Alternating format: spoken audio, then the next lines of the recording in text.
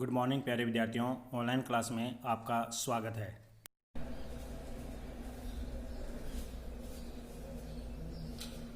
हाँ तो विद्यार्थियों, आज हम चर्चा करेंगे आपके सेकंड इकाई का सेकंड अध्याय, जिसमें दिया गया प्रधानमंत्री जो संघ की वास्तविक कार्यपालिका होती है, तो उनके बारे में चर्चा करेंगे। प्रधानमंत्री की क्या स्थिति और क्या कार्य होते हैं।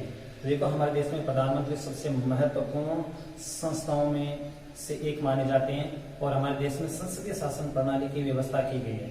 और संसदीय शासन प्रणाली के दो स्वरूप होते हैं, एक तो होती है नाम मात्र की कार्यपालिका और दूसरी होती है वास्तविक कार्यपालिका। नाम मात्र की कार्यपालिका के रूप में संघ की कार्यपालिका शक्ति है वो राष्ट्रपति के हाथ में होती है, और जो वास्तविक कार्यपालिका होती है वो प्रधानमंत्री और उनका मंत्रिमंडल होता है। तो भारतीय संविधान के अनुच्छेद 53 में कहा गया है कि संघ की कार्यकारी शक्तियां राष्ट्रपति के पास में होंगी, जिनका प्रयोग वह या तो स्वयं करेंगे या फिर अपने अधीनस्थ अधिकारियों के माध्यम से संविधान के अनुसार करेगा। यानी कि यहाँ पर जो राष्ट्रपति के पास में संघ की कार्यपालिका शक्तियां हैं वो स्वयं प्रयोग न करके अपने अधीन जो अधिकारी है उनके माध्यम से संविधान के अनुसार वो कर सकते हैं। इसके साथ साथ संविधान के अनुच्छेद जो 74 है उसमें भी राष्ट्रपति की सहायता एवं परामर्श देने के लिए एक मंत्री परिषद होगी, जिसका मुखिया कौन होगा? प्रधानमंत्री। ये संविधान के अनुच्छेद 74 में लिखा गया है। अच्छा, इसके साथ ये भी है कि अनुच्छेद 74 के अनुसार राष्ट्रपति अपने शक्तियों का प्रयोग स्वतंत्र रूप से नहीं कर सकता। इसका अर्थ है कि भाई वो स्वयं न करके अपने अधीनस्थ अधिकारियों के माध्यम से करते हैं। इसके साथ साथ अगर हम बात करें कि भाई मंत्री परिषद की रचना कैसे की जाती है, तो भारतीय संविधान में के अनुच्छेद 74 के अनुसार राष्ट्रपति प्रधानमंत्री की नियुक्ति करता है और अन्य मंत्रियों की नियुक्ति के समय वो प्रधानमंत्री की सलाह पर राष्ट्रपति के द्वारा उनकी नियुक्ति की जाती है। सामान्यतः राष्ट्रपति लोकसभा में जो बहुमत दल का नेता होता है उसे ही प्रधानमंत्री के रूप में नियुक्त करते हैं। तो इस तरह से प्रधानमंत्री की नियुक्ति राष्ट्रपति के माध्यम से की जाती है, जिसको लोकसभा में पूर्ण बहुमत है वो मिला हो, तो उसके आधार पर प्रधानमंत्री की नियुक्ति की जाती है। अब हम बात करें कि भाई मंत्रियों के प्रकार कितने होते हैं, क्योंकि मंत्री परिषद की जब रचना की जाती है तो उसमें मंत्रियों के विभिन्न प्रकारों में को भी डिवाइड कर दिया जाता है कि मंत्री कितने प्रकार के होंगे। तो मंत्री परिषद में 3 प्रकार के मंत्री होते हैं। कितने प्रकार के होते हैं? 3 प्रकार के मंत्री। 3 प्रकार के मंत्रियों में सबसे पहला आपके आता है कैबिनेट स्तर के मंत्री, दूसरा आपके आता है राज्य मंत्री या जिन्हें हम स्वतंत्र प्रभार वाले मंत्री भी कहते हैं, और तीसरा आपके आता है उप मंत्री। तो मंत्रियों के प्रकार बात करें कि भाई मंत्रियों के प्रकार, तो देखो मंत्रियों के 3 प्रकार होते हैं। सबसे पहले आपके कैबिनेट मंत्री आते हैं, कैबिनेट मंत्री, दूसरा आपके राज्य मंत्री जिन्हें स्वतंत्र प्रभार वाले मंत्री भी कहते हैं, और तीसरे आते हैं आपके उप मंत्री। कैबिनेट स्तर के मंत्री हैं, ये पूर्ण रूप से अपने विभाग का निर्णय स्वयं लेते हैं, पूर्ण रूप से स्वतंत्र होते हैं। इसके साथ साथ जो आपके राज्य स्तर के मंत्री हैं वो दूसरे दर्जे के मंत्री होते हैं, और ये कैबिनेट मंत्रियों की सहायता करते हैं। तीसरे जो मंत्री होते हैं ये किसी विभाग के स्वतंत्र प्रभारी नहीं होते हैं, तथा मंत्रिमंडल की बैठकों में भी ये भाग नहीं लेते हैं। इसके साथ ही कैबिनेट मंत्री और राज्य मंत्री की क्या करते हैं? सहायता करते हैं। यानी ये कभी भी कैबिनेट मंत्रिमंडल में भाग नहीं देते हैं। ये कैबिनेट ये मंत्रिमंडल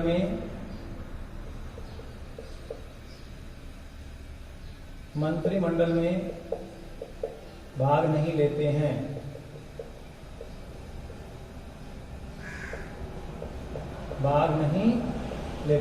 इस तरह से मंत्रियों की 3 श्रेणियां होती है। ये सबसे उच्च मंत्री कहलाते हैं, ये दूसरे दर्जे के मंत्री होते हैं और ये तीसरे दर्जे के मंत्री होते हैं। राज्य मंत्री कैबिनेट मंत्री की सहायता करते हैं और उप मंत्री है वो इन दोनों के कार्यों में अपना विभिन्न प्रकार से योगदान वो करते हैं। अब देखो मंत्री परिषद का आकार। मंत्री परिषद का आकार कि जो मंत्री परिषद होता है उसका आकार हम कितना कर सकते हैं, यानी उसमें कितने सदस्यों को मंत्री परिषद में स्थान हम दे सकते हैं। तो 91वां संविधान संशोधन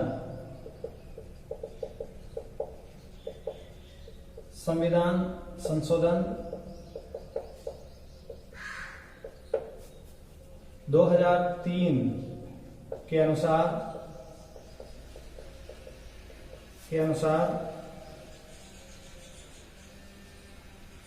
मंत्रियों की कुल सदस्य संख्या मंत्रियों की कुल सदस्य संख्या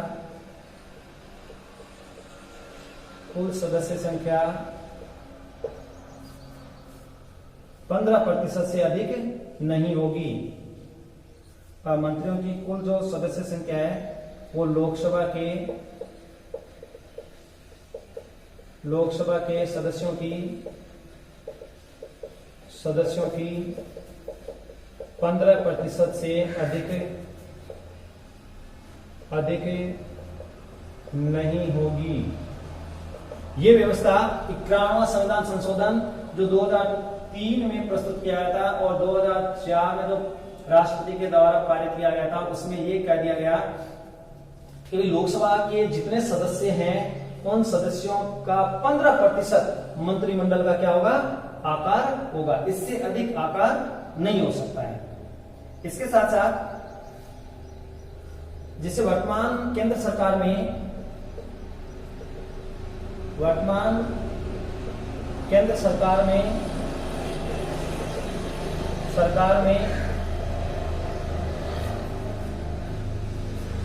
78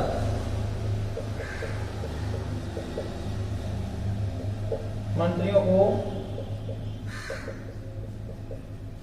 स्थान दिया गया है।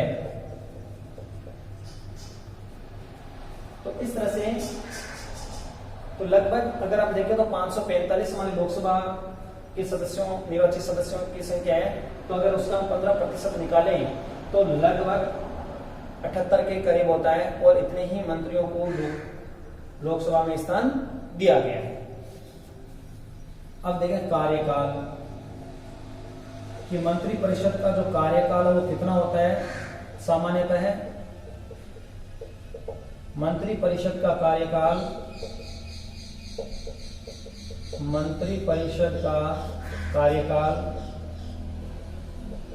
5 वर्ष का होता है। 5 वर्ष का होता है, ठीक है ना। 5 वर्ष का होता है जब तक लोकसभा में उनको विश्वास मत हासिल हो, यानी जब तक लोकसभा में विश्वास मत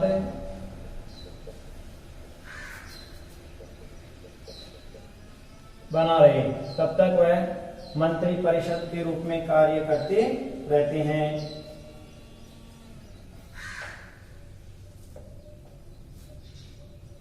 अब हम बात करें कि भाई जो प्रधानमंत्री है बनने के बाद उनकी क्या कार्य है, वो क्या क्या कार्य करते हैं। प्रधानमंत्री अपने पद पर रहते हुए जो राष्ट्रपति को संवैधानिक रूप से प्राप्त है, लेकिन उनका प्रयोग वास्तविक रूप से प्रधानमंत्री और मंत्रिमंडल है वो करता है। तो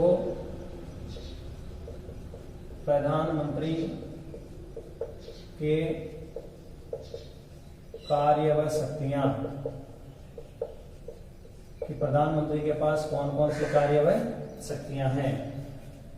तो सबसे पहला आता है कि वह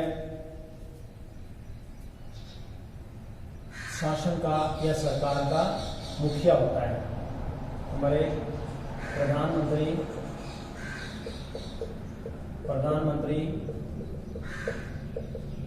सरकार का मुखिया होता है, वो शासन का अध्यक्ष होता है, वह शासन का अध्यक्ष होता है।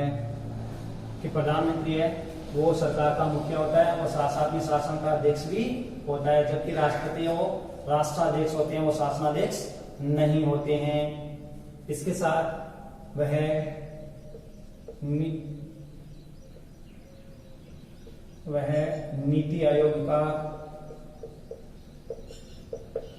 नीति आयोग का अध्यक्ष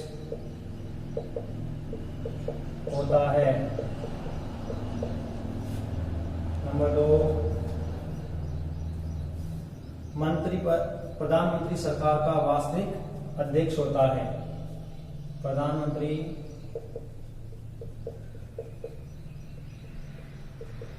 प्रधानमंत्री सरकार का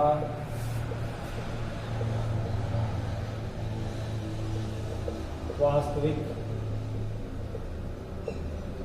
अध्यक्ष होता है। ठीक है ना। इसके साथ साथ वह राष्ट्रपति को अपने मंत्रियों की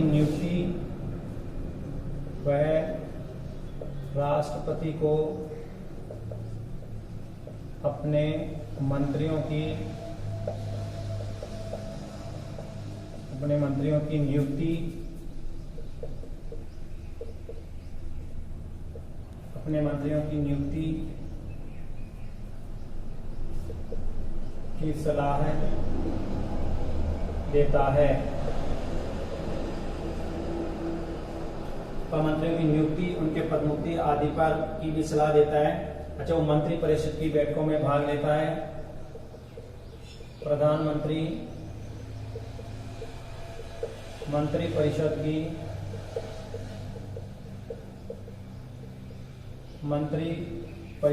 की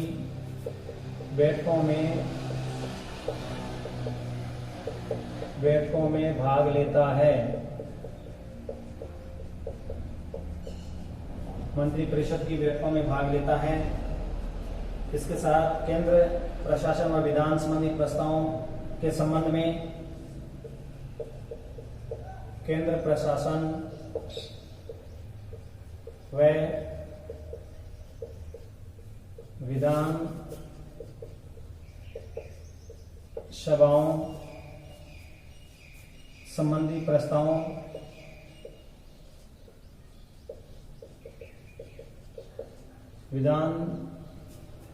संबंधी प्रस्तावों के संबंध में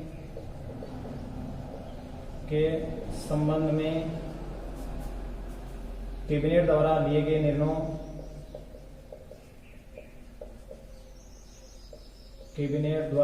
गए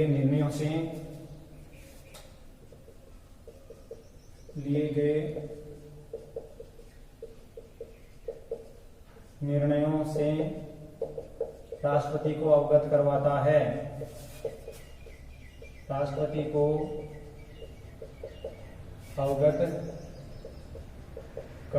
है। इसके साथ साथ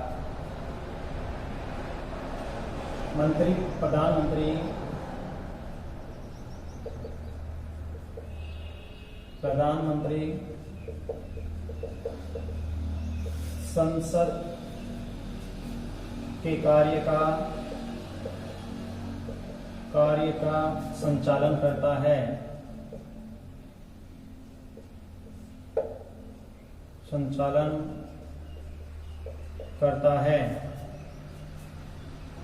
इसके साथ सभी सरकारी विधेयक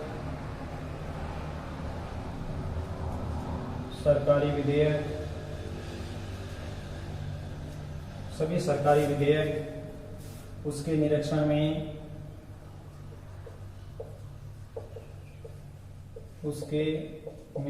में तैयार किए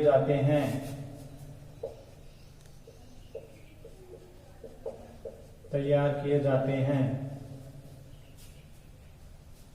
वह अपने अधीन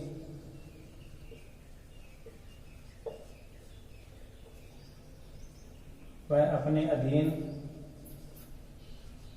मंत्रियों के विभागों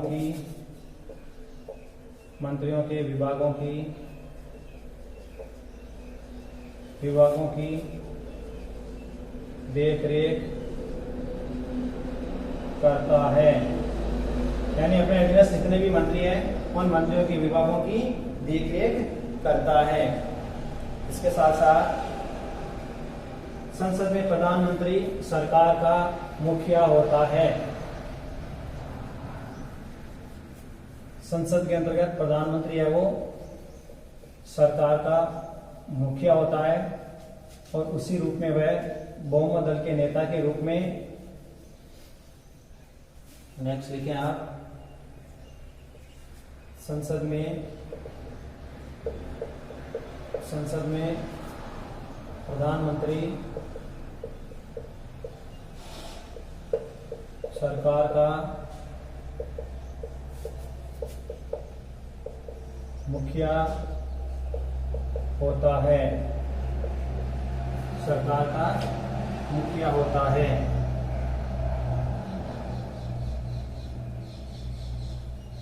इसके साथ साथ वह सभी महत्वपूर्ण नीतियों के संबंध में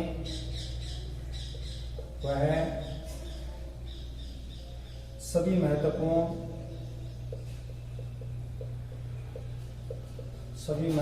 नीतियों के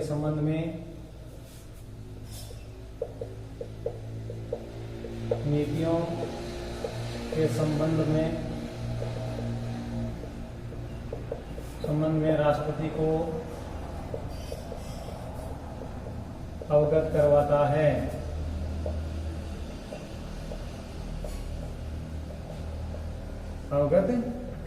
है। प्रधानमंत्री स्वयं विदेश नीति से संबंधित निर्णय स्वयं लेता है।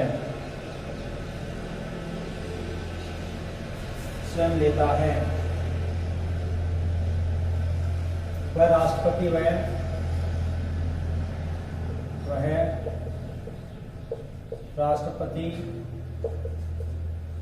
वह मंत्री परिषद के बीच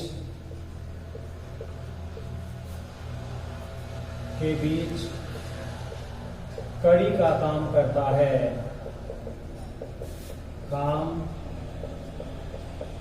है। तो ये राष्ट्रपति प्रधानमंत्री के कार्य हैं जो अपने पद पर रहते हुए पूर्ण रूप से इन कार्यों को निभाते हैं। तो ये जो आपका अध्याय है दूसरा, प्रधानमंत्री, उसकी स्थिति एवं कार्य, पूर्ण हुआ। इसके जो प्रश्न हैं वो आपके जैसे राष्ट्रपति के निर्वाचन और सामान्य शक्तियों की व्याख्या कीजिए, बड़े बड़े क्वेश्चन हैं। मैं आपको लिखा देता हूं। प्रश्न नंबर 1 आपके राष्ट्रपति के निर्वाचन,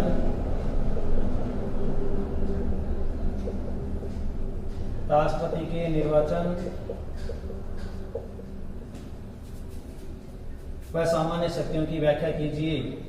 निर्वाचन वह सामान्य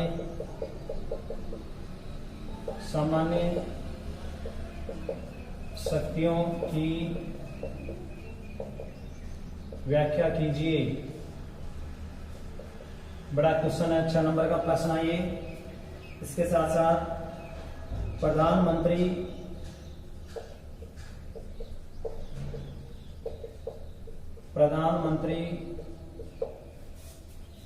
मंत्री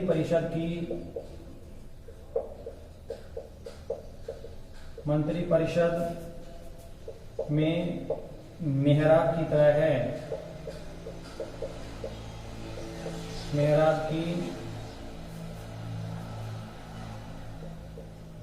है, जिसके इर्द गिर्द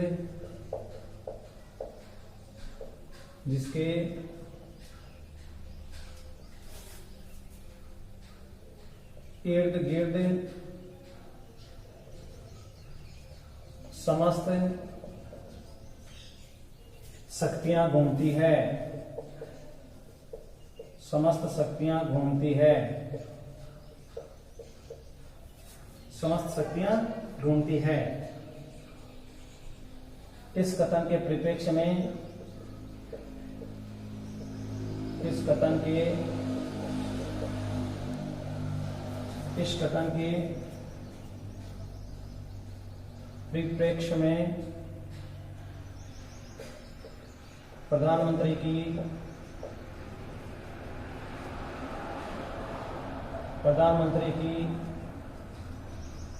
कार्य एवं शक्तियों पर लेख लिखिए।